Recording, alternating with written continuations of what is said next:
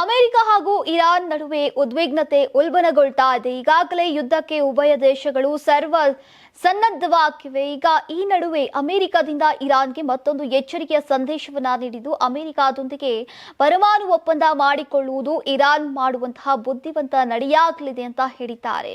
ಇರಾನ್ನತ್ತ ಈಗಾಗಲೇ fighter jet ಸೇರಿದಂತೆ ಬೃಹತ್ ಯುದ್ಧ ನೌಕೆಗಳನ್ನ ಅಮೆರಿಕ ಸಾಗಿಸ್ತಾ ಇದೆ. ಹೀಗಾಗಿ ಮಧ್ಯಪ್ರಾಚ್ಯದಲ್ಲಿ ಅಮೆರಿಕ ಅಂದ್ರೆ ಯುದ್ಧದ ಆತಂಕದಲ್ಲಿ ಈಗ ಆವರಿಸಿದೆ. ಇನ್ನು ಶ್ವೇತಭವನ ಪತ್ರಿಕಾ ಕಾರ್ಯದರ್ಶಿ ಕ್ಯಾರೋಲಿನ್ ಲಿವಿಟ್ ಮಾಧ್ಯಮಗಳೊಂದಿಗೆ ಮಾತನಾಡಿ ಇರಾನ್ಗೆ ಎಚ್ಚರಿಕೆಯ ಸಂದೇಶವನ್ನ ನೀಡಿದ್ದಾರೆ. ಅಮೆರಿಕದ ಅಧ್ಯಕ್ಷ ಡೊನಾಲ್ಡ್ ಟ್ರಂಪ್ ಹಾಗೂ ಅವರ ಆಡಳಿತದೊಂದಿಗೆ ಪರಮಾಣು ಒಪ್ಪಂದ ಮಾಡಿಕೊಳ್ಳುವುದು ಇರಾನ್ನ ಬುದ್ಧಿವಂತಿಕೆಯ ನಡೆ ಅಂತ ಹೇಳಿದ್ದಾರೆ.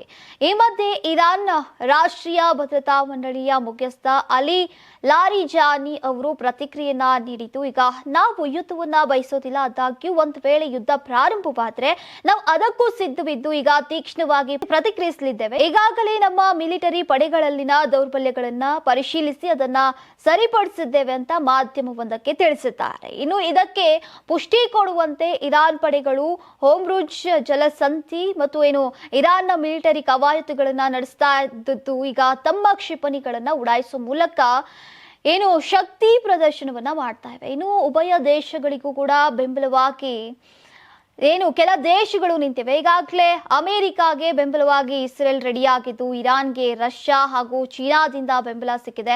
ಚೀನಾಗೆ ಈಗಾಗಲೇ ಯುದ್ಧ ನೌಕೆಗಳನ್ನ ಪೂರೈಕೆ ಮಾಡಿದೆ ಅಂತ ವರದಿಯಾಗಿದೆ. ಒಟ್ಟಿನಲ್ಲಿ ಜಾಗತಿಕವಾಗಿ ಬಲಿಷ್ಠ ದೇಶಗಳು ಈ ಒಗ್ಗಟ್ಟಿಗೆ ಕೈ ಹಾಕ್ತಾ ಇದ್ದು, ಅಮೆರಿಕ ಸಹ ಈ ವಾರಾಂತ್ಯದಲ್ಲಿ ದಾಳಿ ನಡೆಸಬಹುದು ಅಂತ ಅಮೆರಿಕನ್ ಮಾಧ್ಯಮ ಸಂಸ್ಥೆಗಳು ತಿಳಿಸ್ತಾ ಇರುವುದು ಗಲ್ಫ್ ದೇಶಗಳ ನಿದ್ದೆಗೆಡಿಸುವಂತೆ ಮಾಡಿದೆ.